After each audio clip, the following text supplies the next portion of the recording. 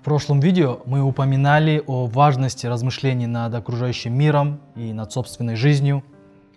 Мы говорили, что от этого наша благодарность Всевышнему будет только расти. Эта тема, она очень тесно связана и с понятием счастья или с чувством счастья, о котором многие люди в современном мире так часто жалуются. Если мы будем правильно смотреть на свою жизнь и размышлять о ней, то наша благодарность будет только расти, и как результат мы будем чувствовать себя счастливыми. Одна из самых больших проблем на сегодняшний день, или одна из самых больших ошибок, это то, что люди воспринимают все как должное.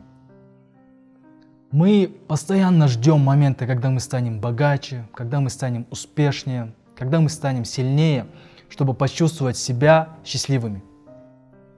Мы постоянно сравниваем себя с людьми, которые в каких-то аспектах лучше, чем мы. И мы делаем вывод, что мы недостаточно хороши. Значит, мы несчастливые. Как говорится, счастье как воздух. Когда оно есть, мы его не замечаем, мы его не видим. Но как только мы его лишаемся, мы сразу же понимаем его цену. Взгляните вокруг себя. Просыпаться по утрам в теплой постели, без всяких недугов. Видеть собственными глазами дневной свет. Слышать голоса детишек, которые по утрам идут в школу. Знать, что ваши близкие, родные в целости, сохранности.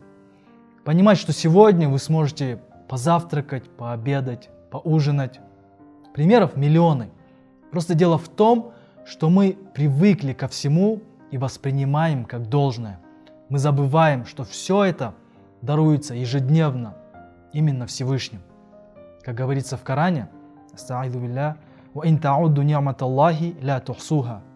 в переводе означает: если вы пожелаете посчитать блага Всевышнего, то вы этого не сможете сделать.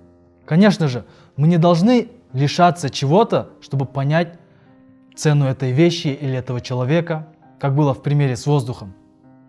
Достаточно время от времени выходить из рутины, к которой мы так прилипли, уделить время на размышления о дарах, которые окружают нас. И тем самым мы начнем видеть вещи, которые раньше мы не замечали. Конечно же, я не хочу сказать, что чувство благодарности, чувство удовольствия, чувство счастья должно привести к нашей лени, и что мы не должны развиваться, расти, стремиться к большему. Нет, главная мысль состоит в том, чтобы мы с вами поняли, что чувство счастья, чувство благодарности, оно должно присутствовать в каждом моменте нашей жизни, вне зависимости от того, что мы имеем, и вне зависимости от того, в какой мы ситуации.